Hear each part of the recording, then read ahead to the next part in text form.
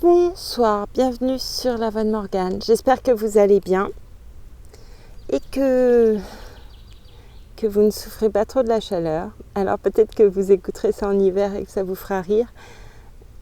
Mais en ce moment, il fait plus de 40 degrés en journée. Donc voilà. Et puis pour ceux qui regarderaient ça alors qu'une tempête fait rage ou je ne sais pas, ça vous donne un petit goût d'été. Voilà. Je vous remercie beaucoup pour votre écoute. Je reprends tout de suite le Chevalier de la Charrette de Chrétien de Troyes. Et je vous dis à tout à l'heure après cette lecture. Merci beaucoup.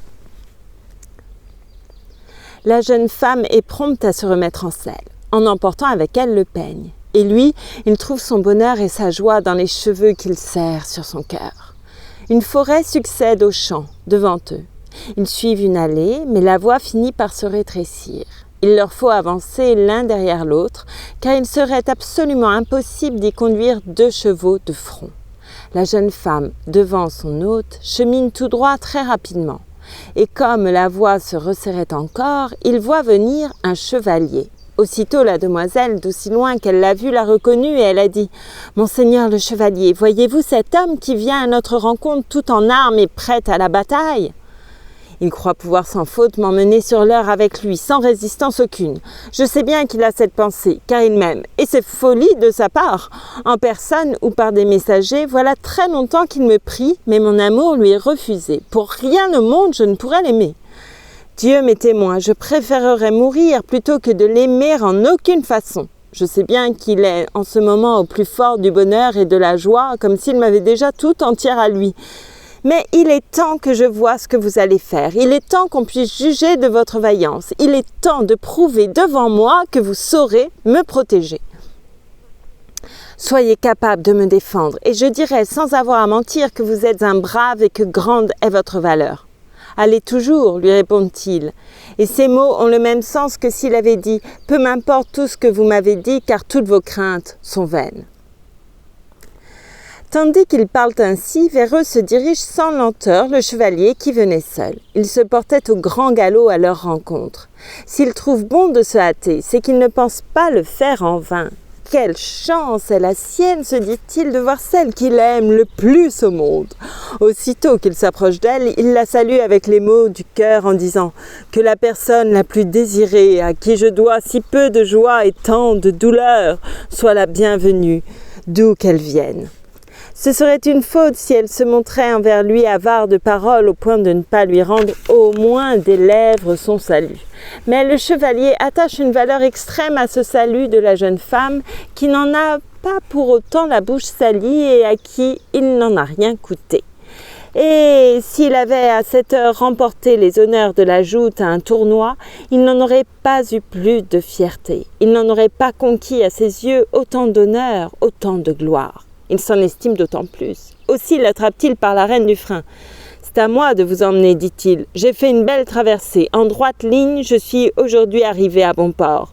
Voici le terme de mes infortunes. Échappé au péril, j'aborde au rivage, quittant le malheur pour la joie, la souffrance pour la santé.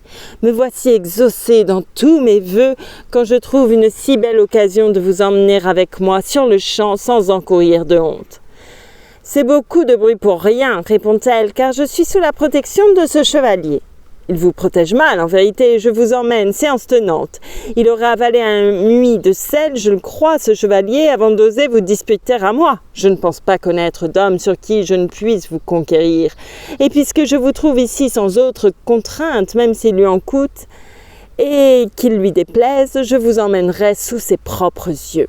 À lui de faire de son mieux. » Mais le chevalier garde tout son calme en entendant ces paroles d'orgueil. Sans se moquer, sans se vanter, il se met à relever le défi. « Un peu de patience, monseigneur, dit-il. Évitez de parler en l'air et gardez plus de retenue dans vos propos.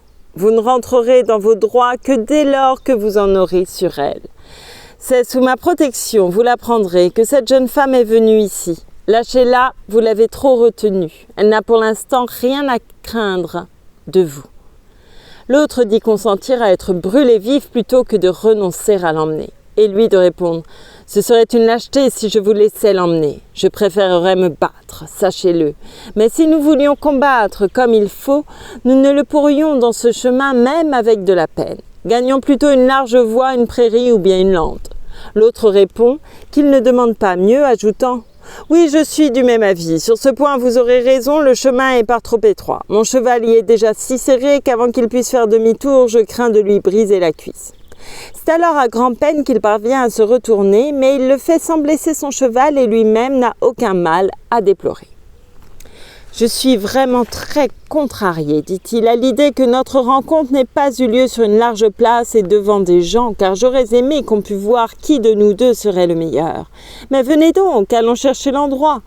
Non loin d'ici, nous trouverons un coin bien dégagé et de vaste étendue. » Ils s'en vont jusqu'à une prairie où l'on voyait des jeunes filles, des chevaliers et des demoiselles en train de jouer à plusieurs sortes de jeux, car la beauté du lieu les y invitait. Ils ne jouaient pas tous à des jeux folâtres, mais aux échecs et au tric-trac, certains au dé, d'autres au double 6. On jouait encore à la mine. C'est à ces jeux qu'ils se livraient pour la plupart. Quant aux autres qui étaient là, ils s'ébattaient dans l'insouciance avec leurs balles, leurs rondes et leurs danses. Et de chanter, de culbuter, de gambader ou encore de s'affairer à la lutte. Un chevalier déjà touché par l'âge se tenait à l'autre bout du pré sur un alezan doré d'Espagne dont le frein et la selle étaient garnis d'or. Ses cheveux étaient grisonnants. Une main posée sur le côté, il avait un beau maintien. À cause de la belle saison, il était en chemise. Il suivait du regard les jeux et les danses. Le manteau jeté sur ses épaules était d'écarlate fourré de vert et de gris. De l'autre côté, près d'un sentier, on comptait jusqu'à 23 hommes en armes, montés sur de bons chevaux irlandais. À l'instant où les trois font irruption, la joyeuse fête s'interrompt partout et tous s'écrient à travers champs « Regardez, regardez le chevalier qui fut mené dans la charrette, que personne désormais ne s'occupe à des jeux tant qu'il sera là. Maudit soit celui qui voudrait jouer, maudit soit-il s'il consente à jouer tant qu'il sera là. » Cependant, voici qu'est venu devant le chevalier, aux cheveux blancs, celui qui aimait la jeune femme et la revendiquait déjà comme sienne. Il lui a dit « Monseigneur, je suis rempli de joie et si l'on veut savoir pourquoi, qu'on écoute. Dieu m'a donné la personne que j'ai, de tout temps, le plus désiré. Il ne m'aurait pas donné autant s'il avait fait de moi un roi portant couronne. Je n'aurais pas eu pour lui autant de gratitude et mon gain n'aurait pas été plus grand, car cette prise est belle et bonne. » « Je ne sais pas encore si elle est tienne, dit le chevalier à son fils. L'autre lui réplique aussitôt. Vous ne le savez pas, ne le voyez-vous donc? Au nom du ciel, monseigneur, n'en doutez point, vous voyez bien que je la tiens. Dans cette forêt d'où je viens, je l'ai rencontrée qui cheminait. Je crois que Dieu me l'avait amenée, je l'ai prise comme mon bien. Je ne sais pas vraiment s'il y consent, celui qui arrive derrière toi. Il vient, je crois, pour te la réclamer. Tandis qu'ils échangeaient ces mots, les rondes s'étaient arrêtées à la vue du chevalier. Les jeux et la joie avaient cessé en signe de mépris et d'hostilité. Le chevalier, sans perdre de temps, suivait de près la jeune femme. « Laissez la demoiselle, dit-il. Chevalier, vous n'avez aucun droit sur elle. Si vous êtes hardi, sur le champ, je soutiendrai contre vous sa défense. » Le vieux chevalier dit alors « N'avais-je donc pas vu juste? Ah, mon fils, ne la retiens pas davantage, cette jeune femme, laisse-la lui. » Celui-ci ne goûta guère ses paroles, il jure qu'il ne la rendra nullement. Que plus jamais Dieu ne me donne de joie si je la lui rends. Elle est et restera liée à moi par acte d'allégeance. Il faudra que soient rompues d'abord la guiche et les poignets de mon écu, et qu'en moi-même ou en mes armes, en mon épée ou en ma lance, j'ai, moi, perdu toute confiance avant que je ne lui laisse mon ami. Et son père de lui objecter. Dis ce que tu veux, je ne permettrai pas que tu combattes. Tu as trop confiance en ta prouesse. Allons, obéis à mon ordre. L'autre répond avec orgueil. Comment? Suis-je un enfant à qui on fait peur? Je ne crains pas de m'en vanter. Il n'est, de par le monde, qu'embrasse la mer, pas un seul chevalier parmi tous ceux qui y vivent, qui soit assez vaillant pour que je la lui laisse et que je ne sois persuadé de réduire à merci en un rien de temps. Et que je ne sois persuadé de réduire à merci en un rien de temps. Son père lui dit « J'en conviens, mon cher fils, voilà ce que tu crois tellement tu te fies en ta force. Mais aujourd'hui, je ne veux ni ne voudrais que tu te mesures avec celui-ci. » L'autre lui répond « Quelle honte pour moi si j'écoutais votre conseil. Au diable qui vous en croira, au point de renoncer lâchement à cause de vous, sans livrer un combat acharné. Mais on est sûr avec ses proches d'acheter au prix fort. Ailleurs, j'obtiendrai tout meilleur marché, car vous cherchez à me tromper. À l'étranger, j'en suis certain, je trouverais mieux mon compte. Quelqu'un qui ne me connaîtrait pas ne ferait obstacle à ma volonté, tandis que vous me faites du tort et du mal. Mais j'en suis d'autant plus tenaillé que vous m'en avez blâmé. Vous le savez bien, qui blâme de son désir un homme ou une femme l'attise et l'enflamme plus encore. Mais si vous me faites en rien céder, que Dieu me prive à jamais de toute joie. Non, je me battrai plutôt malgré vous. Par Saint Pierre l'apôtre, en qui je crois, fait le Père, je vois bien maintenant que toute prière serait vaine. Je perds mon temps à te reprendre, mais je vais sans tarder trouver un bon moyen de te contraindre à m'obéir malgré toi, car tu n'auras pas le dessus. Il fait aussitôt venir à lui tous les chevaliers et leur enjoint de se saisir de son fils qu'il ne peut corriger en disant « Je le ferai attacher plutôt que de le laisser combattre. Vous êtes mes hommes, tous tant que vous êtes. Vous me devez amour et fidélité.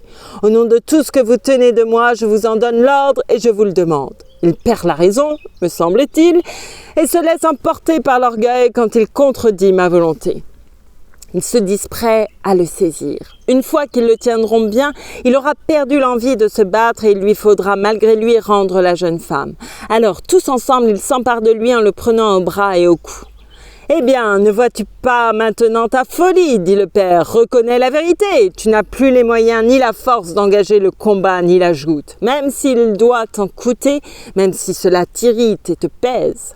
Accepte donc, tu feras bien ce que je veux comme je l'entends. Et sais-tu quelle est mon intention ? Afin d'adoucir ton chagrin, nous suivrons, si tu veux, toi et moi, le chevalier, aujourd'hui et demain, à travers les bois et les champs, en allant chacun l'amble à cheval.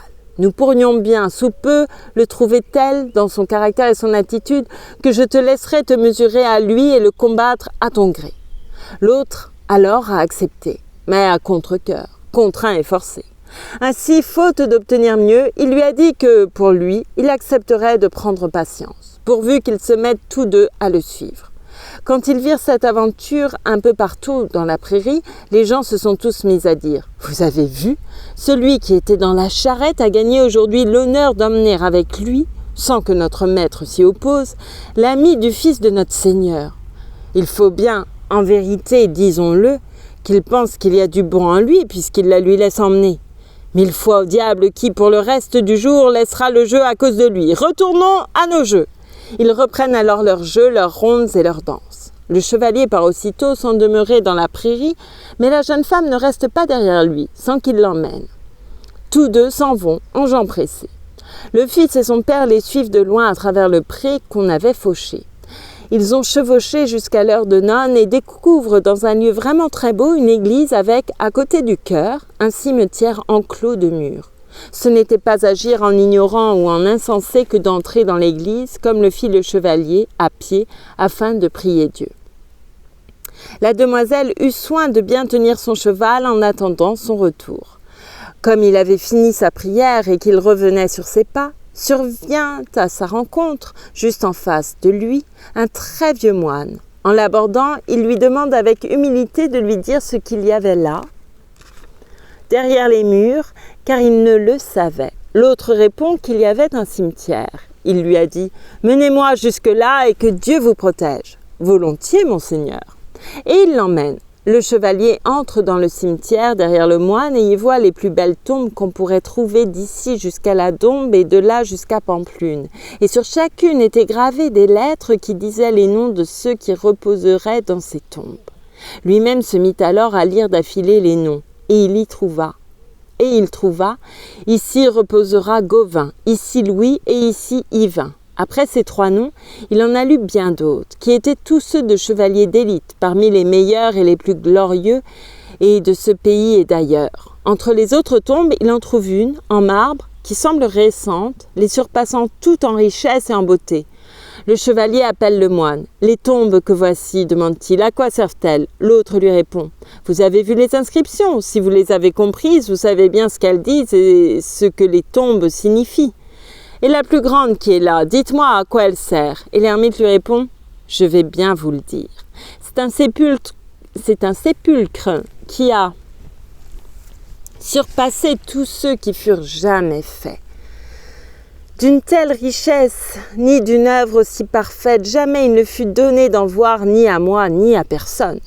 Il est beau dehors et dedans plus encore. Mais ne vous mettez pas là-dessus en souci, cela ne vous servirait à rien, car vous n'en verrez jamais l'intérieur. Il faudrait 7 hommes très grands et très forts pour qu'on le découvre si on voulait ouvrir la tombe, car elle est recouverte d'une dalle qui, soyez-en sûrs, pour être levée exigerait 7 hommes plus forts que vous et moi ne le sommes. Sur elle sont inscrites des lettres disant « Celui qui lèvera cette dalle par lui seul délivrera tous ceux et celles qui sont en prison au pays dont nul ne sort, ni serf ni noble, à moins d'y être né. » Personne n'en est jamais revenu. Les étrangers y sont retenus prisonniers, mais les gens du pays vont et viennent à leur guise pour entrer ou sortir. Aussitôt le chevalier empoigne la dalle et il la soulève, sans trace de la moindre peine, mieux que 10 hommes n'auraient fait en y mettant toute leur force. Le moine fut frappé de stupeur, au point de manquer de tomber. Quand il fut témoin de cette merveille, car il ne pensait pas de sa vie entière qu'il en verrait une pareille, il lui dit « Monseigneur, me voici très désireux de connaître votre nom. Voudriez-vous me le dire ?»« Moi, non, sur ma parole, » fait le chevalier.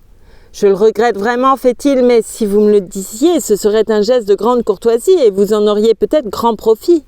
Qui êtes-vous et de quel pays ?»« Je suis un chevalier, vous le voyez, je suis né au royaume de l'ogre. Je voudrais en être quitte pour autant. Mais vous, s'il vous plaît, redites-moi qui doit reposer dans cette tombe ? Monseigneur, celui qui délivrera tous ceux qui sont pris dans la trappe, au royaume dont nul n'échappe. » Maintenant, il lui avait tout dit, et le chevalier l'a recommandé à Dieu et à tous ses saints. Puis, le plus vite possible, il a rejoint la demoiselle, tandis que le vieil homme aux cheveux blancs l'accompagne hors de l'église. Il regagne alors la route. Comme la jeune femme se met en selle, le moine lui raconte par le menu ce qui s'était passé à l'intérieur et il la pria de lui dire le nom du chevalier, si elle le connaissait, mais elle a dû lui avouer qu'elle l'ignore. Il y a cependant une chose qu'elle ose lui dire en toute certitude, c'est qu'il n'y a envie de chevalier pareil à lui nulle part où soufflent les 4 vents. Sur ce, la jeune femme le laisse et s'élance au galop derrière le chevalier. À cet instant, ceux qui les suivaient surviennent et ils avisent le moine, qu'ils trouvent seul devant l'église. Le vieux chevalier, resté en chemise, lui a dit « Monseigneur, avez-vous vu un chevalier ? Dites-le nous, qui conduit une demoiselle. » L'autre répond « Je n'aurai pas de peine à vous dire sur eux toute la vérité, car ils viennent de quitter les lieux. Le chevalier était à l'intérieur et par un exploit merveilleux, il a soulevé à lui tout seul, sans trahir la moindre peine, la dalle qui couvrait la grande tombe en marbre.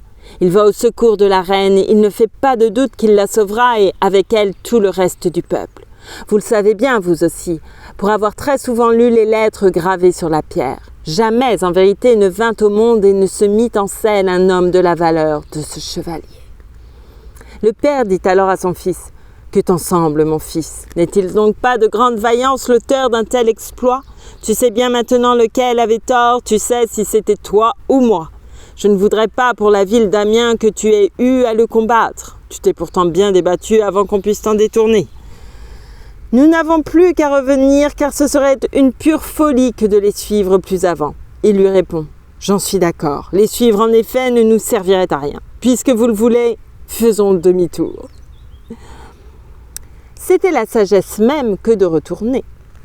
Pendant ce temps, la jeune femme chevauche tout à côté du chevalier, cherchant à capter son attention pour apprendre de lui son nom. Elle insiste pour l'obtenir. Plusieurs fois, elle lui en fait la prière. À la fin, il cédé, il lui répond « Ne vous ai-je pas dit que je suis du royaume du roi Arthur ? Par Dieu le Tout-Puissant, en qui je crois, de mon nom, vous ne saurez rien. » Elle demande alors la permission de le quitter. Elle s'en retournera. Il la lui donne de bon cœur et la jeune femme le quitte.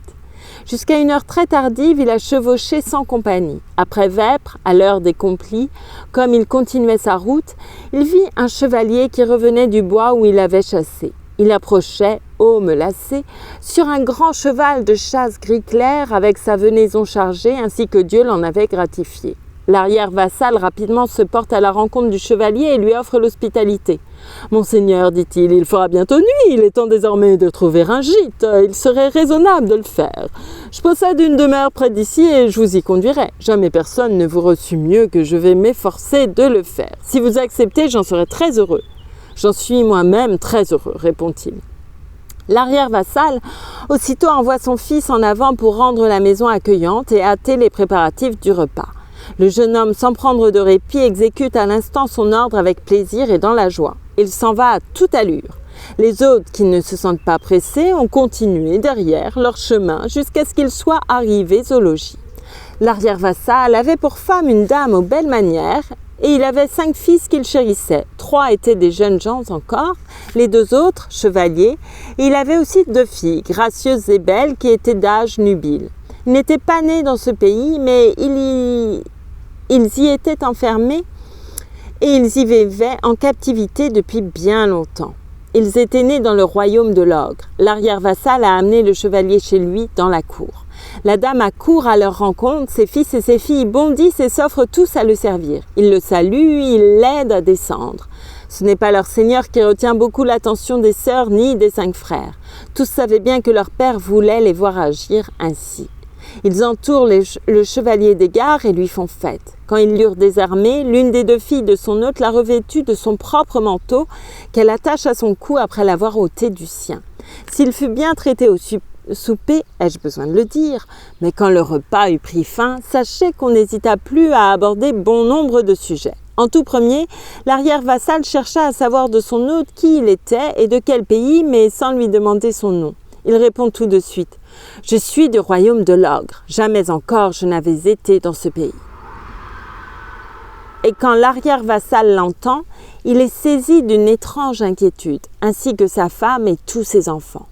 Chacun en ressent le plus grand trouble et ils se mettent à lui dire « Quel malheur, cher et doux Seigneur, que vous soyez venu. Quelle grande perte à déplorer pour vous, car vous aussi maintenant vous serez comme nous dans l'asservissement et dans l'exil. Et d'où êtes-vous donc, fait-il ? Du même pays que vous, monseigneur. Nombreux sont en ce pays les hommes, valeureux, venus de votre terre, qui sont en servitude. Maudite en soit la coutume et maudits ceux qui la maintiennent. Il n'est pas d'étranger qui, venant par ici, ne soit contraint d'y rester et que la terre ne retienne, car on est libre d'y entrer, mais contraint d'y rester. On n'entendra plus parler de vous, vous n'en sortirez, je crois, jamais plus. Si je le ferais, dit-il, si je le puis.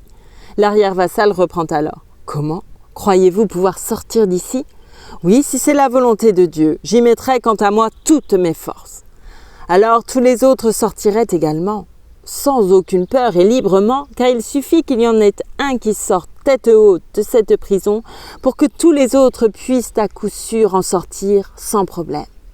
C'est alors que l'arrière-vassal s'avisa qu'on lui avait bien raconté qu'un chevalier de haute valeur était de vive force entré dans le pays à cause de la reine que détenait Méléagant, le fils du roi. Il se dit « Certainement, à mon avis, ce doit être lui, il faut que je lui en parle. » Il lui dit alors « Ne me cachez rien, monseigneur, de l'affaire qui vous occupe, je vous promets en retour de vous donner conseil du mieux que je pourrai. J'en tirerai moi-même avantage si vous réussissez dans ce que vous faites. Découvrez-moi toute la vérité pour notre profit à tous deux. Dans ce pays, j'en ai le sentiment, c'est pour la reine que vous êtes venus, au milieu de gens déloyaux qui sont pires que les Sarrasins. » Et le chevalier de répondre « Je n'y suis pas venu pour une autre raison. Je ne sais pas où madame est retenue prisonnière, mais tous mes efforts tendent à la secourir et j'ai grand besoin de conseils. Conseillez-moi si vous le pouvez. » L'autre lui dit « Monseigneur, vous vous êtes engagé sur une voie douloureuse. La voie que vous suivez vous mène tout droit au pont de l'épée. Vous devriez écouter mon conseil. Si vous vouliez m'en croire, vous iriez au pont de l'épée par une voie plus sûre et je vous y ferai conduire. Mais lui, dont le désir est d'aller au plus court, demande « Est-elle aussi directe que la voie où nous sommes ?»« Non, fait-il, c'est au contraire une voie plus longue, mais plus sûre. »« Alors je n'en veux pas, répond-il. C'est pour celle qui est ici que j'attends vos conseils. Me voici prêt et équipé. » En vérité, monseigneur, vous ne gagnerez rien à vouloir emprunter ce chemin. Demain, vous parviendrez à un passage où vous aurez vite fait de subir un dommage. Il s'appelle le passage des pierres. Voulez-vous donc que je vous dise combien ce passage est mauvais ? Il ne peut y passer qu'un seul cheval. 2 hommes ne pourraient y aller de front. Le passage à franchir est bien gardé et bien défendu. Il ne suffira pas d'y venir pour qu'on vous l'abandonne. Il faudra prendre maint coup d'épée et de lance et en donner autant avant de passer au-delà. » Quand il lui eut tout décrit, l'un de ses fils s'avance. C'était l'un des chevaliers et lui dit « Avec ce seigneur, je m'en irai, si vous n'y voyez père d'inconvénient. » Alors se lève un des jeunes gens qui dit « Et moi aussi j'irai. » Et leur père bien volontiers le leur permet à tous les deux. Ainsi le chevalier ne s'en ira pas seul. Il les en remercie car il aime leur compagnie. Là-dessus la conversation prend fin, on emmène le chevalier se coucher. Il put dormir à sa convenance. Dès qu'il a pu voir le jour, le voici debout, sous les yeux de ceux qui devaient partir avec lui. Ils se sont aussitôt levés. Les chevaliers se sont armés et ils s'en vont après avoir pris congé. Le jeune homme s'est emporté en tête. Ils poursuivent ensemble leur chemin jusqu'à ce qu'ils parviennent au passage des pierres, à l'heure de prime exactement. Il y avait au milieu une bretèche où se tenait un homme en tout temps. Avant qu'ils aient pu s'approcher, le guetteur sur la bretèche, en les voyant, crie à plein poumon « Un ennemi qui vient! Un ennemi qui vient !» Surgit alors à cheval, au pied de la bretèche, un chevalier revêtu d'une armure neuve, avec de chaque côté des soldats qui portaient des haches affilées. À celui qui approche du passage, le chevalier qui le garde reproche la charrette en des termes injurieux. « Vassal, lui dit-il, quelle hardiesse est la tienne, et quelle grande sottise d'être ainsi entré dans ce pays. Jamais un homme ayant accepté de monter dans une charrette n'aurait dû venir ici. Que Dieu ne t'en laisse plus jamais de joie. » Alors, de tout l'élan de leurs chevaux, ils piquent au grand galop l'un vers l'autre. Celui qui devait garder le passage brise sur le champ sa lance en deux et en laisse tomber les tronçons, tandis que le chevalier le frappe en pleine gorge juste au-dessus du bord supérieur de l'écu et le jette à la renverse tout en travers des pierres. Les soldats bondissent avec leurs haches, mais ils le manquent volontairement car ils n'ont aucune envie de faire du mal à son cheval ou à lui-même. Le chevalier s'aperçoit bien qu'il ne cherche pas à lui nuire, ni à lui causer le moindre mal. Aussi néglige-t-il de tirer son épée et il passe outre, sans autre forme de procès, avec ses compagnons derrière lui. L'un des deux dit à l'autre que jamais il n'a vu pareil chevalier ni personne qui lui soit comparable. N'est-il pas vrai qu'il a fait merveille en forçant ici le passage ? Mon frère, au nom du ciel, cours au plus vite rejoindre mon père, dit le chevalier à son frère et raconte-lui toute l'aventure. Mais le jeune homme déclare et jure qu'il n'ira certes pas le lui dire et qu'il n'entende jamais quitter le chevalier avant que celui-ci l'ait adoubé et fait chevalier. Qu'il aille donc lui-même porter le message s'il en a si grande envie. Ils poursuivent donc tous les trois en groupe jusqu'après l'heure de nonne à peu près. Vers cette heure-là, ils ont trouvé un homme qui leur demande qui ils sont. Ils lui répondent « Nous sommes des chevaliers et nous allons où nous avons affaire. » Et l'homme dit au chevalier « Monseigneur, je souhaiterais à présent vous héberger, vous et vos compagnons, tous ensemble. » Il s'adresse à celui qui lui paraît être le seigneur et le maître des autres. Mais lui de s'exclamer « Il est hors de question de prendre à cette heure-ci un gîte pour la nuit. C'est une lâcheté que de traîner en route ou de chercher le repos et le confort quand l'entreprise est grande. Et ce que j'ai entrepris de faire est tel que je n'en suis pas encore, loin de là, à faire étape. » De nouveau, l'homme insiste. « Ma demeure n'est pas tout près d'ici, nous en avons pour un bon moment jusqu'à elle. Vous pouvez y venir avec l'assurance de ne pas être hébergé avant l'heure voulue, car il sera tard quand vous y parviendrez. » Dans ce cas, dit-il, j'accepte d'y aller. L'homme se met donc en route à leur tête et il les emmène après lui sur le grand chemin. Au bout d'une longue chevauchée, ils ont rencontré un écuyer qui arrivait le long du chemin au grand galop sur un roussin bien gras aussi rond qu'une pomme. L'écuyer dit à l'homme « Seigneur, Seigneur, dépêchez-vous, car les gens originaires de l'Ocre ont levé une armée pour attaquer les gens natifs de ce pays. Ils ont déjà commencé la guerre, provoqué la discorde, entrepris la bataille. Ils disent qu'un chevalier qui a combattu en maints endroits a fait irruption dans notre pays. Personne ne peut lui défendre un passage où il entend venir. Il le franchit en dépit de tous. Ils disent tous en ce pays qu'il les délivrera sans exception et qu'il soumettra les nôtres. Hâtez-vous donc, c'est mon conseil. » L'homme prend alors le galop, tandis que les autres se réjouissent vivement, car ils avaient entendu eux aussi. Ils voudront aider les leurs. Le fils de l'arrière-vassal dit alors « Monseigneur, écoutez ce que dit ce soldat. Allons au secours de nos gens qui déjà se battent contre ceux de l'autre côté. » Mais l'homme s'en va toujours sans les attendre et se dirige au plus vite vers une forteresse qui s'élevait sur un tertre. Sa course l'a mené jusqu'à l'entrée, suivi des autres qui éperonnent. L'enceinte était fermée, tout autour par un haut mur et un fossé. À peine eurent-ils pénétré dans la place qu'on laissa retomber sur eux au ras de leurs talons une porte pour les empêcher de repartir. « Allons, disent-ils, allons de l'avant, c'est ailleurs que nos pas doivent nous porter. » À la suite de l'homme sans ralentir, ils s'en viennent jusqu'à la sortie sans qu'elle leur fût défendue. Mais sitôt que l'homme fut au dehors, on laissa juste derrière lui retomber une porte à coulisses. Ils en étaient à se lamenter en se voyant ainsi enfermés à l'intérieur. Ils se croient le jouet de quelque enchantement. Mais celui dont j'ai plus à vous dire possédait à son doigt un anneau dont la pierre avait la vertu de défaire l'enchantement qui le liait. Dès qu'il l'avait regardé, il met l'anneau devant ses yeux, il regarde la pierre et dit « Madame, Madame, Dieu sait combien j'aurais maintenant besoin que vous veniez à mon secours. » Cette dame était une fée qui lui avait donné l'anneau et qui l'avait élevé durant son enfance. Il avait en elle une foi entière, sûr qu'il était d'être par elle toujours secouru, où qu'il fût. Mais il voit bien, quand il l'invoque et qu'il regarde la pierre de l'anneau, qu'il n'y a là aucun enchantement. Il reconnaît en toute certitude qu'ils sont bel et bien enfermés. Ils viennent alors jusqu'à une poterne étroite et basse que fermait une barre. Ensemble, ils tirent leurs épées et chacun frappe de la sienne tant et si bien qu'ils ont cassé la barre. Une fois au dehors de la tour, ils voient le combat qui a commencé, d'un bout à l'autre des prés, denses et acharnés. Ils étaient bien 1000 chevaliers au moins, tant d'un côté que de l'autre, sans compter toute la piétaille. Quand ils furent descendus jusqu'au pré, le fils de l'arrière-vassal parla avec bon sens et mesure. « Monseigneur, avant que nous venions là-bas, nous serions bien avisés, je crois, d'y envoyer l'un de nous pour apprendre de quel côté se tiennent les nôtres. Je ne sais de quel côté ils se trouvent, mais j'irai voir si vous voulez. » « Soit, fait-il, allez-y vite. Et il faut aussi que vous reveniez vite. » Il a tôt fait d'y aller et tôt fait de revenir. « La chance est avec nous, dit-il, car j'ai pu constater sans erreur que ce sont les nôtres du côté où nous sommes. » Le chevalier se lança aussitôt en direction de la mêlée. Il rencontre un chevalier qui vient sur lui. Il engage la joute et l'atteint dans l'œil d'un coup si violent qu'il l'abat mort.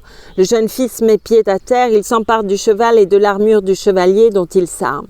Il a belle et fière allure. Après quoi, sans hésiter, il se met en selle, il saisit l'écu et la lance. Elle était grande, dure, le bois en était peint. Il avait ceint au côté l'épée, une épée tranchante et claire qui flamboyait. Il s'est jeté après son frère dans la bataille et après son seigneur, lequel s'est en pleine mêlée illustré un long moment brisant, fendant, dépeçant écus, aunes, aumes et aubert. Ni bois ni fer ne préserve celui qui l'atteint d'être blessé ou de voler, mort à bas de son cheval. Ses faits d'armes étaient tels qu'à lui seul il les mettait tous en déroute, et ses deux compagnons aussi savaient bien se comporter. Mais les gens de l'ogre regardent avec surprise, car ils ne le connaissent pas. À mi-voix, ils parlent de lui au fils de l'arrière-vassal. Tous ou presque posent tant de questions qu'on leur a dit « Seigneur, c'est lui qui nous sortira tous d'exil, nous arrachant au grand malheur où nous avons longtemps vécu. Nous devons l'honorer de notre mieux quand, pour nous tirer de prison, il a passé et devra encore passer par tant de lieux si dangereux. Il lui reste beaucoup à faire, mais il a déjà fait beaucoup. » Ils en sont remplis de joie et après avoir appris la nouvelle, tous les leurs s'en sont réjouis. Quand la nouvelle a si bien circulé qu'elle a été racontée à tous, elle est désormais bien connue de chacun. La joie qu'ils en ont ressentie accroît leur force et plus grande en est leur ardeur à tuer quantité d'ennemis, et s'ils leur font subir un sort honteux, on le doit plus, me semble-t-il, aux exploits d'un seul chevalier qu'aux efforts conjugués de tous les autres. Si la nuit n'avait été si proche, la déroute eût été complète, mais la nuit tomba si obscure qu'il leur fallut se séparer.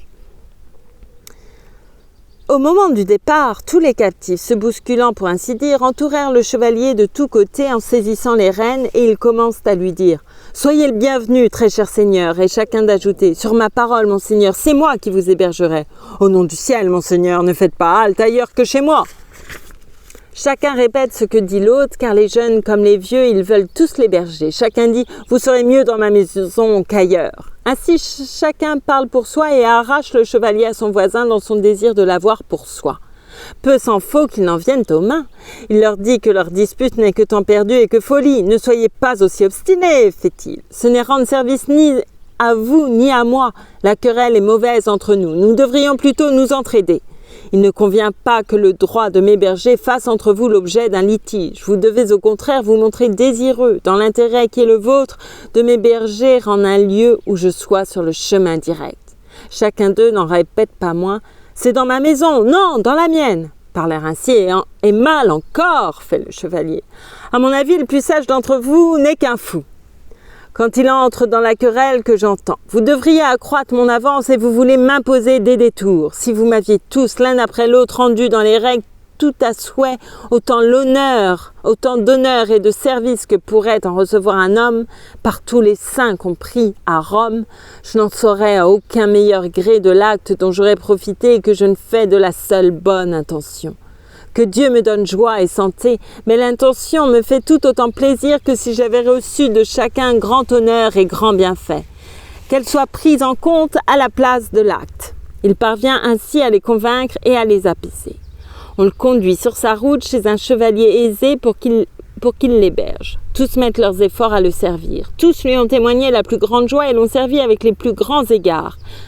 De la nuit tombée jusqu'à l'heure du coucher, car ils le chérissaient dans leur cœur. Le matin, au moment de se séparer, chacun voulut partir avec lui, lui offrant sa personne et son service. Mais il n'entend pas ni ne souhaite que d'autres l'accompagnent, à la seule exception des deux qu'il avait amenés là. Ce sont eux sans plus qui l'emmènent de nouveau. Ce jour-là, ils ont chevauché du matin jusqu'au soir, sans trouver d'aventure. Tout en allant à vive allure, ils ne sortirent que très tard d'une forêt. En débouchant, ils aperçurent la maison d'un chevalier ainsi que sa femme, une dame qui avait l'air bonne, assise devant la porte. Aussitôt qu'elle a pu les voir, elle s'est levée à leur rencontre et d'un visage heureux et souriant, elle les salue en disant « Soyez les bienvenus, je veux vous accueillir chez moi, vous voici logés, mettez pied à terre. » Madame, puisque vous l'ordonnez, soyez-en remerciée. Nous quitterons nos montures et serons pour cette nuit vos hôtes. Ils mettent pied à terre et sur le champ, la dame fait prendre leurs chevaux car elle avait une belle maisonnée. Elle appelle ses fils et ses filles qui arrivèrent tout aussitôt, des jeunes gens courtois et agréables à voir, des chevaliers et de belles jeunes filles. À certains, elle donne l'ordre d'ôter les selles et de bien panser les chevaux. Il n'y en eut aucun pour refuser. Ils eurent au contraire plaisir à le faire. Elle demande aussi qu'on désarme les chevaliers. Ses filles se précipitent pour le faire. Leurs armes enlevées, elle leur donne à revêtir 3 manteaux courts. Elles ont vite fait de les amener dans la maison qui était belle, mais leur père ne s'y trouvait pas. Il était dans les bois et avec lui il avait 2 de ses fils. Mais il arriva tout de suite après et sa famille qui était bien éduquée s'empresse de sortir au-devant de lui. La venaison qu'il apporte est très vite déchargée et détachée, on se met à lui raconter. « Seigneur, Seigneur, le savez-vous? Vous avez pour hôte 3 chevaliers. » « Dieu soit loué, fait-il. Les chevaliers et ses 2 fils montrent à leur hôte la plus grande joie. Et la maisonnée ne s'endort pas. Chacun, jusqu'au plus jeune, était prêt à faire tout ce qu'il fallait. Ceux-ci courent presser le repas et cela dépense au plus vite les chandelles qu'ils allument et qu'ils font brûler. On prend la serviette et les bassins, on donne l'eau pour se laver les mains et on le fait généreusement. Les mains lavées, tous vont s'asseoir. Rien de fâcheux ni de pénible ne se laissait voir en ces lieux. Au service du 1er mai se présenta chez eux, dehors, à la porte, un chevalier plus orgueilleux que ne l'est un taureau, animal connu pour sa superbe. Il se tenait armé de pied en cap en selle sur son destrier. Arc-bouté d'un pied sur son étrier, il avait replié l'autre jambe sur l'encolure du cheval à long crin pour avoir belle allure et faire l'élégant. Le voici venu dans cette attitude, sans que personne ait pris garde à lui avant qu'il fût devant eux et leur dit « Qui d'entre vous, je veux le savoir, est assez fou et orgueilleux et tout autant écervelé pour venir dans ce pays et s'imaginer qu'il passera au pont de l'épée? Tous ses efforts ne valent rien, il a fait tout ce chemin en pure perte. » Mais le chevalier en question, sans le moindre trouble, lui répond avec assurance « C'est moi qui veux passer le pont. Toi. Ha, ha, comment as-tu osé en avoir l'idée? Tu aurais dû réfléchir avant une pareille entreprise. À la façon dont elle pourrait finir et se conclure pour toi, tu aurais dû te souvenir aussi de la charrette où tu es monté. Je ne sais si tu gardes la honte d'avoir été mené dedans, mais jamais personne de sensé ne se serait chargé d'une si haute entreprise après avoir encouru un tel blâme. » À ce qu'il entend l'autre lui dire, le chevalier ne daigne répondre un seul mot, mais le maître de la maison ainsi que tous les autres ont des raisons de s'en étonner à l'extrême. « Ah Dieu, quelle sinistre aventure !» se dit chacun lui-même. « Maudite soit l'heure où pour la première fois fut conçue et faite une charrette, car c'est chose vile et méprisable. Ah Dieu, de quoi l'accusa-t-on? Pourquoi l'a-t-on traîné en charrette? Pour quel péché? Pour quel crime? On le lui reprochera à tout jamais. S'il n'était souillé de cet opprobre, aussi loin que s'étend le monde, on ne trouverait un chevalier si éprouvé que fût sa vaillance, dont la valeur égala la sienne. Et si on les rassemblait tous, on ne verrait, à dire vrai, plus beau ni plus noble que lui. » Ils étaient tous du même avis. Mais l'autre, en son immense orgueil, a repris son discours. « Chevalier, dit-il, écoute-moi bien, toi qui vas au pont de l'épée. Tu passeras l'eau si tu veux facilement, sans la moindre peine. Je te mettrai dans une baraque qui te fera vite traverser l'eau. Mais tu me devras le péage quand je tiendrai sur l'autre rive. Si je veux, je prendrai ta tête, ou sinon, ton sort restera à ma merci. » Et lui répond qu'il ne recherche nullement son propre malheur, jamais il n'aventurera sa tête de la sorte, même s'il doit lui en coûter. L'autre lui dit de nouveau « Puisque tu refuses d'agir ainsi, que l'un ou l'autre en ait honte ou tristesse, il te faudra venir ici dehors pour te battre avec moi corps à corps. » Ou corps à corps. Pour se jouer de lui, il répond « Si je pouvais dire non, je m'en passerais bien volontiers, mais je préfère avoir à me battre plutôt que de connaître pis. » Avant de quitter la table où ils étaient assis, il a dit aux jeunes gens qui le servaient de sceller au plus vite son cheval, d'aller prendre ses armes et de les lui apporter. Ils font si vite qu'ils en sont essoufflés, les uns tout à l'effort de l'armée, les autres de lui amener son cheval. Sachez-le, on ne doutait pas à le voir tandis qu'il s'avançait au pas armé de toutes ses armes, l'écu fermement au bras, après être monté à cheval, qu'il fallut le mettre au nombre des plus beaux comme des meilleurs. Il est évident qu'ils doivent être à lui, ce cheval, en si parfait accord avec lui-même, et cet écu qu'il tenait ferme à son bras par les poignets. Il avait sur sa tête lacé un aume qui s'y trouvait si bien ajusté qu'il ne vous serait pas venu à l'idée qu'il l'eût emprunté ou pris à crédit, mais vous auriez dit tant il vous aurait plu qu'il était né et qu'il avait grandi avec. Je voudrais là-dessus qu'on me crût. Passé la porte au dehors dans une lande où le combat devait avoir lieu, se tient celui qui réclame la joute. Aussitôt qu'ils se voient tous deux, ils piquent à bride abattus l'un vers l'autre et ils s'attaquent avec impétuosité en se portant avec leurs lances de tels coups qu'elles se sont pliées en arc et qu'elles volent toutes deux en éclats. À coups d'épée, ils dégrossissent leurs écus, leurs aumes, leurs haubers. Ils fendent les bois, brisent les fers, s'infligeant de multiples blessures. Dans leur rage, les coups dont ils se payent semblent obéir au terme d'un contrat. Mais très souvent les épées en glissant atteignent la croupe des chevaux, où elles s'abreuvent et se gorgent de sang, car ils les enfoncent jusque dans les flancs, et ils finissent par les abattre tous deux morts. Après leur chute sur le sol, ils vont s'attaquer à pied l'un l'autre, et ils se haïraient à mort, qu'en vérité ils ne se livreraient pas d'assaut plus sauvage à coups d'épée. Et les coups tombent plus vite encore que ceux du joueur qui mise au jeu de mine et ne cesse de jeter les dés deux par deux à chaque coup perdant. Mais le jeu était ici tout autre. Il n'y avait pas de coups ratés, mais de vrais coups et un combat farouche, impitoyablement cruel. Tout le monde était sorti de la maison, le seigneur, la dame, leur fille et leur fils, et il n'y eut personne à rester, ni celle-ci, ni celui-là, qu'il fût ou non de la famille, mais ils étaient tous venus sur un rang pour voir la bataille au milieu de cette vaste lande. Le chevalier de la charrette s'accuse de lâcheté et se blâme quand il voit que son hôte le regarde. Et il prend garde aussi à tous les autres qui avaient les yeux sur lui. Il se met tout entier à trembler de colère, car il devrait, pense-t-il, avoir depuis longtemps vaincu celui contre qui il se bat. Il lui porte alors un tel coup qu'il lui enfonce l'épée dans le aume jusqu'à lui frôler la tête. Il fonce sur lui comme l'orage, car il le poursuit en le pressant si vivement qu'il le force à reculer. Il gagne du terrain et le mène jusqu'au point où il est près de perdre haleine, n'opposant plus guère de résistance. Le chevalier soudain se rappelle qu'il lui avait ignominieusement reproché la charrette. Il fait alors une passe et il le met en tel état qu'il n'y a plus d'entier autour du collet, le moindre lacet ni la moindre attache. Il lui fait voler le aume de la tête et retomber l'aventail. Il l'épuise et le fait tant souffrir qu'il lui faut demander grâce, comme une alouette incapable devant l'émerillon de fuir davantage ou de trouver refuge dès lors qu'il la dépasse et la domine de son vol.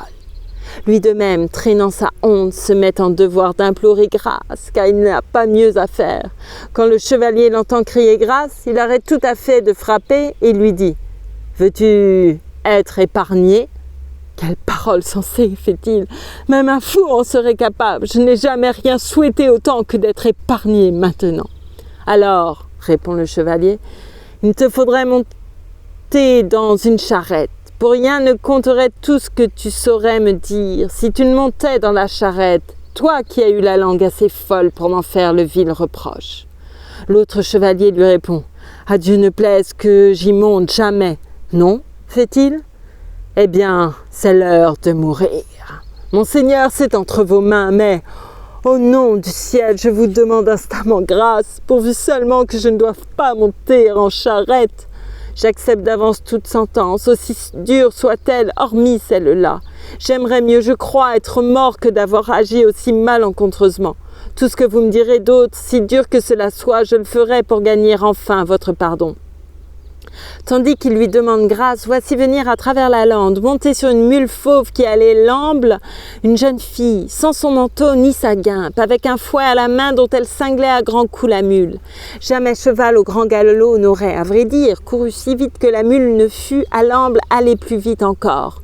Au chevalier de la charrette, la jeune fille a dit « Puisse Dieu, chevalier, te mettre au cœur la joie parfaite qui vient de celle en qui sont toutes tes délices. » Et lui, qui a eu plaisir à l'entendre, répond « Dieu vous bénisse, mademoiselle, qu'il vous donne santé et joie. » Elle a dit alors son désir. « Chevalier, fait-elle, je suis venue de loin, dans l'urgence, jusqu'ici vers toi, pour demander un don, en retour duquel te viendra un aussi grand bienfait qu'il sera en mon pouvoir d'accomplir. Un jour viendra où tu auras besoin de mon aide, comme je pense. » Il lui répond « Dites-moi ce que vous désirez, et si je l'ai, vous pourrez l'obtenir sans tarder, s'il n'en coûte pas trop. » Elle lui dit « C'est la tête de ce chevalier que tu as vaincu et vraiment tu n'as jamais tué quelqu'un d'aussi profondément déloyal. Va, tu ne commettras pas le moindre péché, ce sera au contraire un acte de parfaite charité, car c'est l'être le plus déloyal qui ait été ou qui soit jamais. » Quand celui qui était vaincu entend qu'elle lui demande de le tuer, il lui a dit « Ne la croyez pas, car elle me hait, mais je vous supplie d'avoir pitié de moi au nom de ce Dieu, Fils et Père à la fois, qui s'est donné pour mère celle qui était sa fille et sa servante. »« Ah, chevalier, fait la jeune fille, ne va pas croire ce traître. Puisse Dieu te donner autant d'honneur et de joie que tu peux en désirer, et t'accorder la grâce de réussir pleinement dans la tâche que tu as entreprise. » Le chevalier est si embarrassé qu'immobile. Il reste à réfléchir pour savoir s'il fera don de la tête à celle qui l'invite à la trancher, ou si l'autre touchera assez son cœur pour qu'il ait pitié de lui. À celle-ci comme à celui-là, il veut accorder sa demande. Largesse et pitié commandent toutes deux que leur volonté soit faite, car il savait être large autant que miséricordieux, que la jeune fille emporte la tête, et pitié, vaincue, sera morte. Qu'elle n'en ait pas le libre usage et largesse sera anéantie. Il est ainsi prisonnier de pitié et de largesse qui le tiennent en pareille détresse, et chacune le tourmente et lui perce le cœur. La jeune fille qui le lui demande veut qu'il lui donne la tête, mais l'autre de son côté l'implore au nom de la pitié et de sa bonté naturelle. Puisque ce dernier lui a demandé grâce, ne l'obtiendra-t-il donc? Si, car il n'en fut jamais autrement.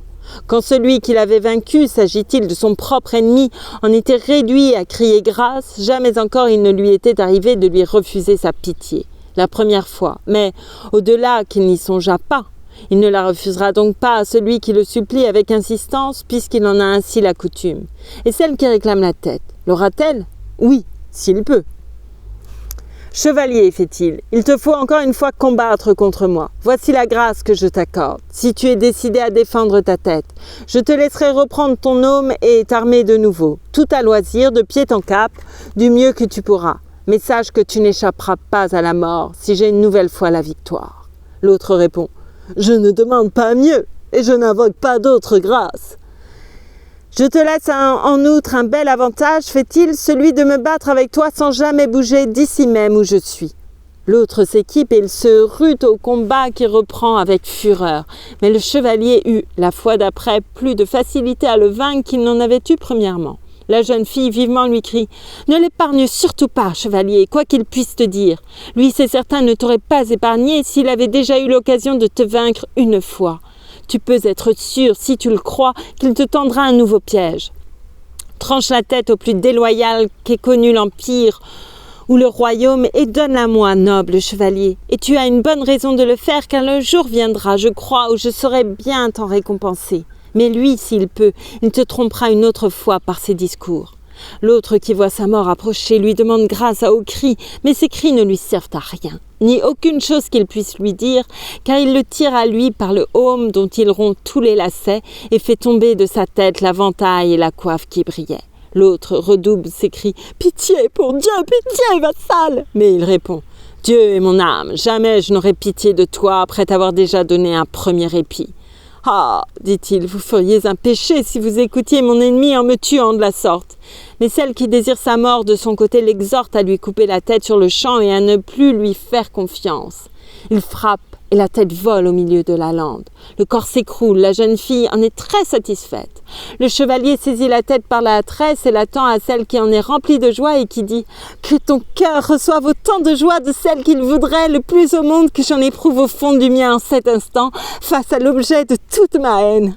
Aucune chose ne m'affligeait autant que de le voir depuis si longtemps en vie. Une récompense de ma part t'attend, qui te viendra au bon moment. Tu retireras un grand profit du service que tu m'as rendu, je te le garantis. À présent, je m'en vais. Je prie Dieu qu'il te garde de toute encombre. » Aussitôt, la jeune fille le quitte. Ils se recommandent l'un l'autre à Dieu. Mais chez tous ceux qui, dans la lande, avaient assisté à la bataille, la joie n'a cessé de grandir. Ils désarment sur le champ le chevalier en exprimant leur joie et mettent à l'honorer tout leur savoir-faire. Tout de suite, ils se relavent les mains car ils souhaitent se remettre à table.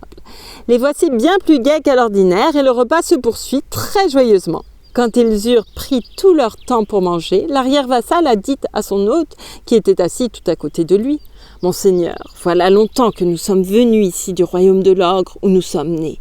Nous voudrions qu'il vous revînt honneur, bienfait et joie en ce pays, car nous aussi nous en tirerions profit avec vous, et maint autre en bénéficierait si vous trouviez votre bien et votre honneur dans l'accomplissement de cette œuvre. » Et le chevalier répond, « Oui, je le sais bien. » Quand l'arrière-vassal a laissé son discours et que sa voix s'est tue, l'un de ses fils a repris en disant « Monseigneur, pour vous servir, nous devrions mettre toutes nos forces et plutôt donner que promettre.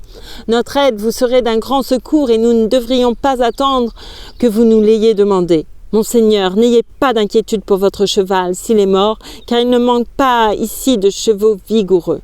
Je veux que de nos biens vous n'ayez pas moins. C'est le meilleur que vous emmènerez à la place du vôtre, vous en avez grand besoin. » Et il répond « J'accepte bien volontiers. » On fait alors préparer les lits et ils se couchent. Au point du jour, les voici tôt levés et ils se préparent. Une fois prêts, il ne reste qu'à partir. À cet instant, ils ne manquent pas à l'usage. Ils prennent congé de la dame et du seigneur ainsi que de tous les autres. Mais j'ai encore une chose à vous dire, car je ne vous passe aucun détail. C'est que le chevalier n'a pas voulu monter sur le cheval offert qui l'attendait, tout près à la porte. Il préféra, je tiens à vous le raconter, y faire monter l'un des deux chevaliers qui l'avaient accompagné, dont lui-même prend le cheval, ainsi en avait-il décidé. Une fois chacun bien en selle, tous trois se mirent en route avec le plein consentement de leur hôte qui les avait servis et honorés de tout son pouvoir.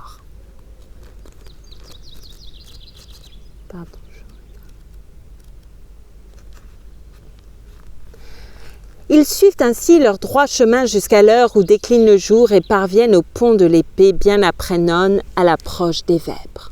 Au pied du pont, si menaçant, ils sont descendus de cheval et ils voient l'eau traîtresse, un rapide qui grondait aux flots noirs et boueux d'une laideur si effroyable qu'on eût dit le fleuve infernal, si périlleux et si profond que toute créature en ce monde, en y tombant, s'y fût perdue comme dans la mer aux eaux salées.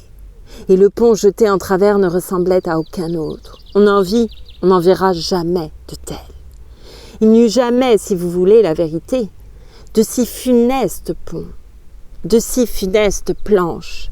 Une épée fourbie, brillante de blancheur, servait de pont au-dessus de l'eau froide. Mais l'épée était solide et rigide, et elle avait la longueur de 2 lances. Il y avait de part et d'autre un grand billot où elle était soigneusement fixée. N'allez pas craindre une chute parce qu'elle romprait ou fléchirait. On l'avait si bien travaillée qu'elle était capable de supporter un grand poids. Mais ce qui désespérait les 2 compagnons du chevalier, c'était qu'ils croyaient voir de l'autre côté, au bout du pont, 2 lions ou bien 2 léopards enchaînés à un bloc de pierre. L'eau, le pont, les lions les mettent dans une telle frayeur qu'ils sont tous 2 tremblants de peur et qu'ils disent « Monseigneur, écoutez donc un conseil sur ce que vous voyez, car vous en avez le plus grand besoin. Sinistre est la façon et l'art de ce pont, et sinistre l'ouvrage de charpente. Si vous ne vous repentez à temps, il sera ensuite trop tard pour le faire.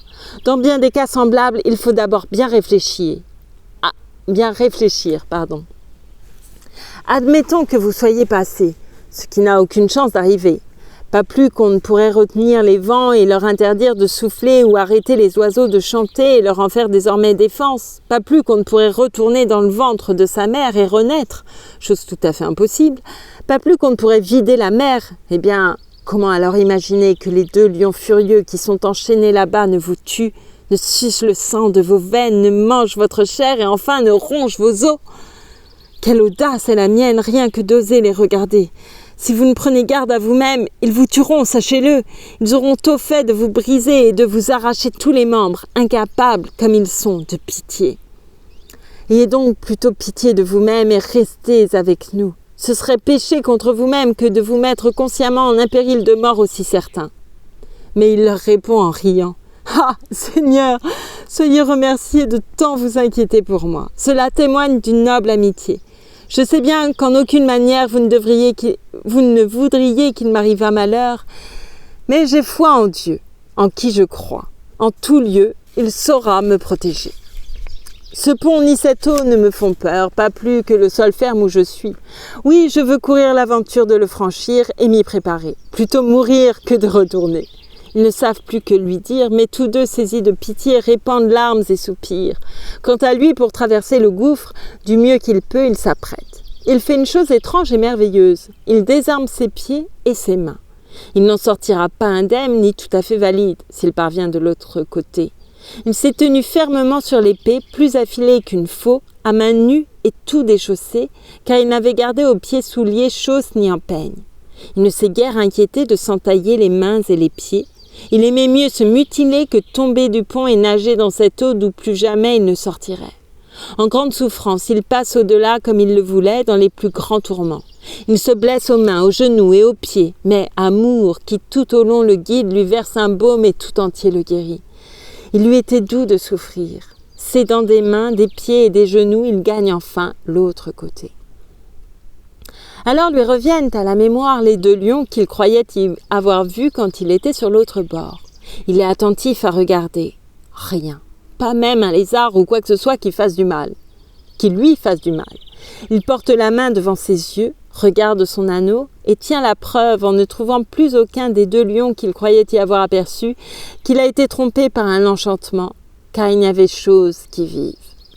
Les autres, sur la rive d'en face, en le voyant ainsi passer, manifestent leur joie comme on peut s'y attendre. Ils ne se rendent pas compte de ses blessures, mais à ses yeux, le gain est important quand il n'a pas subi plus de dommages. Tandis qu'avec sa chemise, il essuie tout autour le sang qui coule de ses plaies, il aperçoit droit devant lui, jamais il n'en avait vu, de ses yeux d'aussi puissante, impossible de trouver mieux. Il aperçoit droit devant lui une tour. Je me disais, mais qu'a-t-il aperçu? Il aperçoit droit devant lui une tour. Jamais il n'en avait vu de ses yeux d'aussi puissante. Impossible de trouver mieux. À une fenêtre était venu s'accouder le roi Bademagu, un homme dont l'esprit fin et pénétrant avait pour objet constant l'honneur et la vertu et qui par-dessus tout voulait rester fidèle en toute occasion à la loyauté.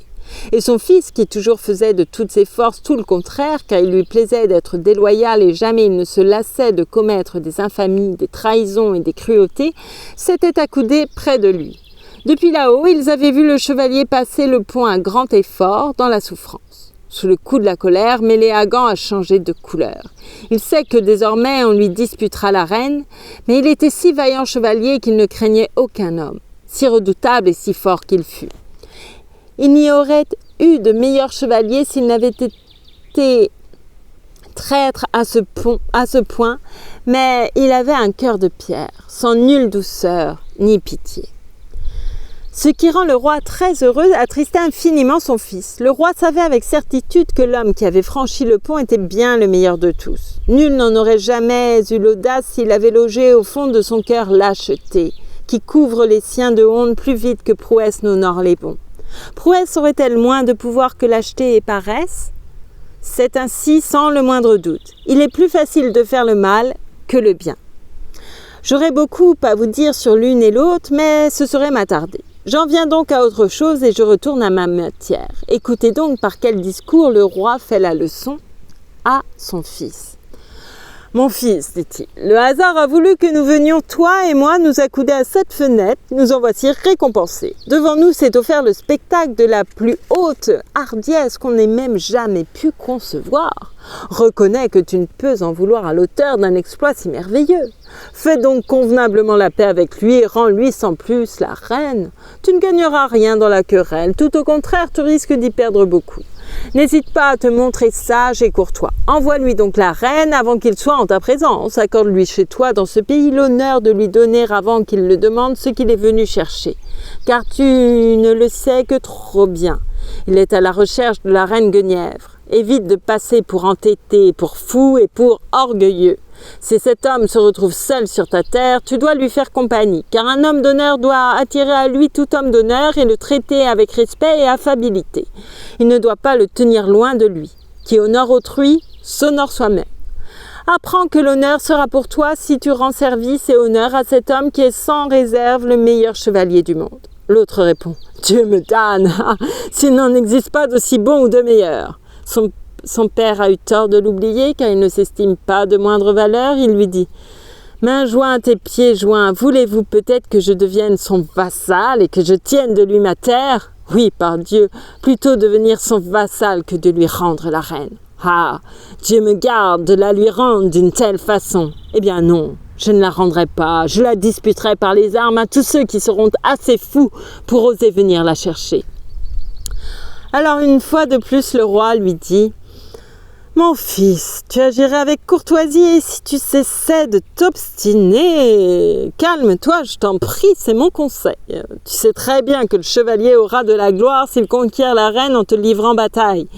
Il doit l'obtenir sans faute par bataille plutôt que par grâce, parce qu'il y gagnera en renom. C'est pourquoi il ne veut en rien, à mon avis, la devoir à un don paisible. Il désire, au contraire, la gagner en bataille. Tu serais donc plus avisé de le priver de cette bataille. Je souffre de voir que tu t'égares, mais si tu méprises mon avis, j'aurai moins de regrets s'il t'arrive des ennuis.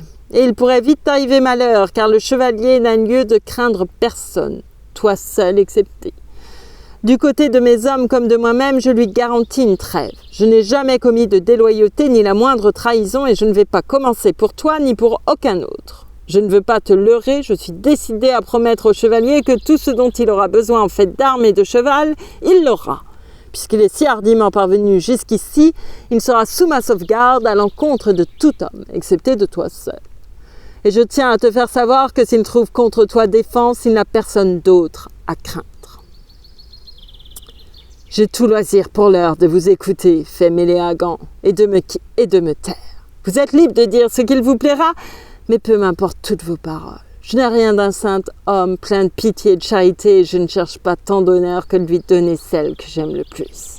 Son affaire ne sera pas réglée de sitôt ni aussi aisément. Il en ira tout autrement que vous et lui ne l'imaginez. S'il trouve en vous un appui contre moi, pourquoi abandonnerais-je ? Si de vous et de tous vos hommes il obtient paix et trêve, que m'importe à moi ? Ne croyez pas que pour autant le cœur me manque. Dieu me garde. Il me plaît au contraire qu'il n'ait que moi à redouter. Je ne vous demande rien en ma faveur qui puisse encourir le reproche de déloyauté ou de trahison. Soyez bon autant qu'il vous plaira et laissez-moi être sans pitié. » « Comment ? Tu n'y changeras rien ? » ?»« Non, fait-il. »« Eh bien, n'en parlons plus. Fais de ton mieux car je te l'aide. Je vais parler au chevalier. J'ai à cœur de lui offrir aide et conseil. Sans réserve, je suis à son entière disposition. » Le roi est alors descendu dans la cour et ordonne d'amener son cheval. On le lui amène. C'est un grand destrier. Il met le pied à l'étrier pour y monter et prenant de ses gens avec lui, il se fait accompagner sans plus par 3 chevaliers et 2 serviteurs. Ils ont suivi la pente jusqu'à leur arrivée au pont où ils voient le chevalier occupé à étancher le sang de ses plaies et à l'essuyer. Pour guérir ses blessures, il devra, se dit le roi, rester longtemps son hôte, mais autant se mettre en tête d'assécher la mer entière. Le roi s'empresse de mettre pied à terre et lui, blessé comme il était, s'est redressé à sa rencontre, quoiqu'il ne le connaisse pas, sans rien laisser paraître de la douleur qui l'étreignait aux pieds et aux mains, comme s'il était tout à fait indemne. Le roi a vu le grand effort qu'il fait, il accourt aussitôt pour le saluer en disant « Monseigneur, grande est ma surprise quand vous voici dans ce pays, faisant irruption parmi nous, mais soyez-y le bienvenu. Personne ne se risquera plus dans l'entreprise. Il n'est jamais arrivé, il n'arrivera plus jamais à personne d'avoir à ce point la hardiesse de se jeter dans un tel péril. Sachez-le, je ne vous en aime que plus, quand vous avez accompli ce que nul n'oserait seulement imaginer de faire. Vous me trouverez bienveillant, loyal et courtois envers vous. Je suis le roi de cette terre et je vous offre tout à votre gré mon service et mon conseil entièrement. Je m'en vais aisément deviner l'objet que poursuit votre quête. La reine, je crois, est celle que vous cherchez. » « Sire, fait-il, vous devinez juste, aucune autre tâche ne m'amène ici. »« Ami, vous auriez fort à faire, dit le roi, avant de l'obtenir, et vous voici grièvement blessé. Je vois vos plaies et tout votre sang. Vous ne trouverez pas suffisamment de noblesse de cœur chez celui qui l'a conduite ici pour qu'il vous la rende sans bataille. Il faut que vous vous reposiez et que vous fassiez soigner vos blessures jusqu'à leur complète guérison. Je vous donnerai du baume aux 3 maris et d'un meilleur encore s'il s'en trouvait, car j'ai le vif désir de votre bien-être et de votre guérison. La reine est en honnête prison, car nul ne l'approche charnellement, pas même mon fils, qui s'en désole, lui qui l'a amené ici.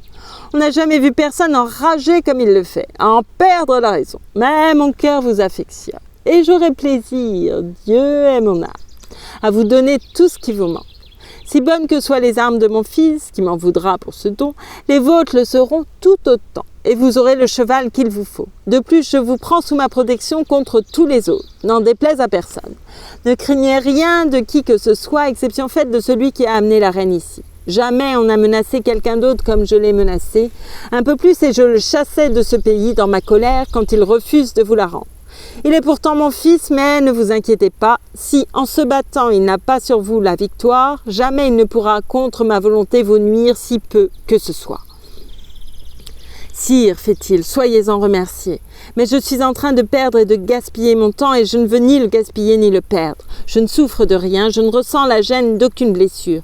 Menez-moi jusque devant lui, armé comme je le suis, me voici prêt à m'amuser sur le champ, à donner et à recevoir des coups. Ami, il vaudrait mieux que vous attendiez 15 jours ou 3 semaines jusqu'à la guérison de vos blessures. Le repos vous ferait du bien pendant 15 jours au moins. Quant à moi, je ne permettrai à aucun prix, je ne pourrais supporter ce spectacle, que vous combattiez en ma présence armé de la sorte et dans cet état. Il lui répond, si vous y consentiez, on ne verrait ici d'autres armes, car je ferais volontiers avec les miennes la bataille, sans demander ne durerait-il que l'espace d'un instant un quelconque moment de répit. Mais j'accepte pour vous de prendre assez de répit pour attendre jusqu'à demain. Il serait vain de vouloir en parler, car je n'attendrai pas davantage. Le roi lui a promis alors qu'il en sera comme il le veut. Il le fait conduire ou se loger, en recommandant à ceux qui l'emmènent d'être empressés à son service, et il s'en donne beaucoup de peine. Le roi, qui était très sérieux de parvenir à la paix, s'il le pouvait, très désireux de parvenir à la paix s'il le pouvait, retourna auprès de son fils, afin de s'adresser à lui dans un souci de paix et de concorde. « Cher fils, lui dit-il, fais donc la paix avec ce chevalier au lieu de combattre. Il n'est pas venu ici pour se distraire ou aller à la chasse et tirer à l'arc, mais il est venu en quête de gloire, pour gagner en valeur et en renom. Il aurait pourtant le plus grand besoin de repos, comme j'ai pu le voir. S'il avait écouté mon conseil de tout ce mois, ni du suivant, il n'aurait été avide de ce combat qu'il appelle déjà de tous ses voeux. Si toi, tu lui rends la reine, crains-tu d'en avoir le déshonneur? Tu n'as pas à le redouter, car ce faisant, tu n'encours aucun blâme. C'est bien plutôt un péché de retenir ce qu'on garde sans raison ni droit. Il aurait de grands cœurs livré bataille sur le champ, pourtant ses mains ni ses pieds ne sont valides. Ce ne sont que plaies et coupures. Vos préoccupations sont vaines, fait Méléagant à son père. Jamais, aussi vrai que j'ai foi en Saint-Pierre, je ne vous écouterai à ce sujet. Il faudrait, oui, qu'on m'écartèle entre des chevaux si je vous écoutais. S'il cherche l'honneur, moi aussi. S'il cherche son bien, moi de même. Et s'il tient si fort à se battre, je le veux 100 fois plus encore. Tu ne poursuis que folie. Je le vois bien, fait le roi, et tu ne trouveras rien d'autre. Demain, tu mettras ta force à l'épreuve contre ce chevalier, puisque tu le veux. Puissais-je n'avoir jamais pire contrariété que celle-là, fait Méléagant. Je la voulais aujourd'hui même, bien plus que je n'en fais qu'à demain. Voyez sur mon visage cet air plus sombre que d'habitude, comme mes yeux se sont troublés, comme j'ai la mine défaite. Jamais, tant que j'attendrai ce combat, je n'aurai de joie ni de contentement, ni ne trouverai de plaisir à rien. Le roi comprend que conseils et prières ne servent absolument à rien. Il l'a quitté à contre-cœur, puis il prend un beau et vaillant cheval, ainsi que de belles armes, qu'il envoie à celui pour lequel il est bien de le faire, avec en outre un chirurgien, un bon chrétien, un homme loyal, le plus loyal qui fût au monde, plus habile à guérir les plaies que tous les médecins de Montpellier. Ce soir-là, il a soulagé du mieux qu'il put le chevalier, suivant en cela les ordres du roi. Et je vais m'arrêter là pour cette lecture du Chevalier de la Charrette. Pardon. De Chrétien de Troyes. Voilà, je vous remercie beaucoup pour votre écoute. J'espère que c'était audible et que ça vous a plu et que ça peut vous aider ou vous amuser au pire. Et voilà, je vous dis à très vite pour la suite. Prenez bien soin de vous surtout. Oui, faites bien attention à vous. Et je vous dis à très vite pour la suite. Merci encore.